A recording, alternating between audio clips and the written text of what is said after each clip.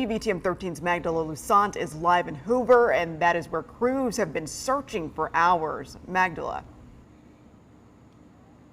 Carla, as far as we know, that crew you're talking about is still here searching for those two people. Just over my shoulder here down the road is where the fire crews are. We're told the tactical team, the technical rescue team and dive team are on the scene right now. Now, we do want to show you some video from last night. We know Hoover Fire has been looking for these two people since last night. The fire department spent a majority of its night rescuing people from stranded cars. As of right now, rescue crews have not found the car or people they started searching for. In a release sent to us this morning, the fire department says the vehicle is presumed to be submerged. The technical rescue team and dive team are both on the scene right now. We do plan on staying here throughout the day and until we get official word from the fire department on these people's whereabouts and whether they are safe. For now, we'll send it back to you in the studio. Live in Hoover, I'm Magdala Lusant, WVTM 13. All right, thank you, Magdala. And meteorologist Adrian Castellano joins us right now. Adrian, that rain fell very quickly overnight, very heavy. That flash flood warning, though, has been extended. How much more rain should we expect to see in the coming hours? It's certainly going to be spotty today. That's the good news. Unfortunately, any rain that does fall over those same areas could make matters worse. We're tracking things, and obviously the biggest culprit was the heavy rain that fell over the same locations, basically training in the same areas last night, these bands coming up from the south. Our radar estimating anywhere between 8 to 10 inches of rain in some spots near Hoover.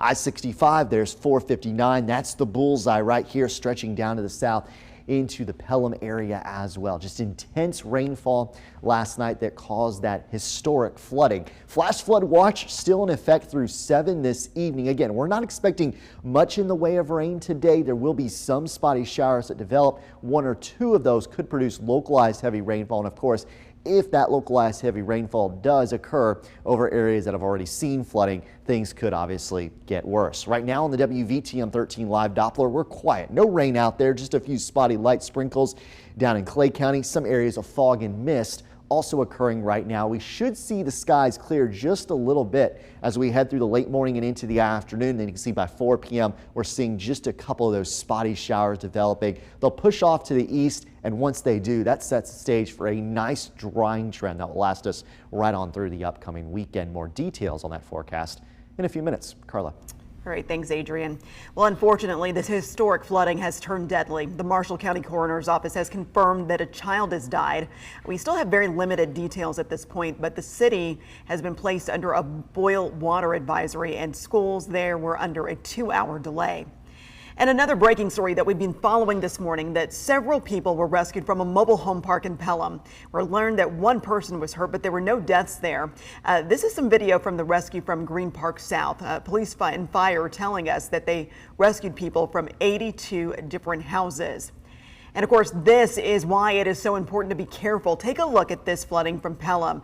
This is Highway 119 near Oak Mountain. Several cars there that were stranded in high water. We've not heard of any injuries there, but we can tell you that people had to be rescued in Pelham, Hoover, and Helena. And because of that flooding, Pelham City Schools canceled classes today. They say that decision was made due to the excessive flooding in the area. Initially, the district planned to just delay the start of school.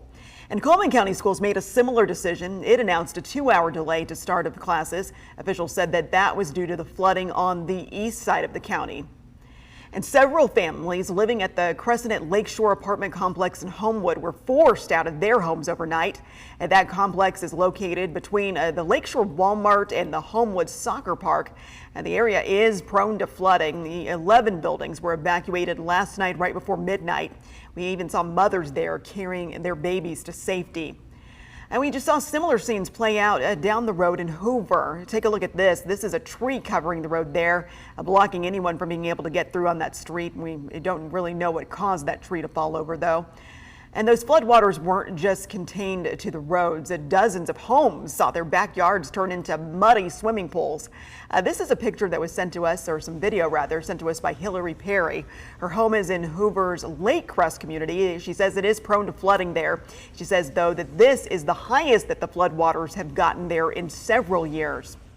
And we're getting a first-hand account of how dangerous these floodwaters really are. An Uber driver had to be rescued out near the airport. Jim Roll says that everything was fine, and then out of nowhere, the water just began to rise outside of his vehicle. I drive up and down this road, 20 times a day. I've come through here when we've had really bad rains, but this is about the worst rain I've seen, and this is the worst I've ever seen this road flood. And because Jim makes most of his money from Uber, he says he's at a real loss here. He says his car is his livelihood, and now it's most likely going to have to be totaled. There's 3 inches of water on the inside of the car right now. Odds are, financially this is going to hurt. It's already in bad shape as it is, being an Uber driver, but now it's even worse.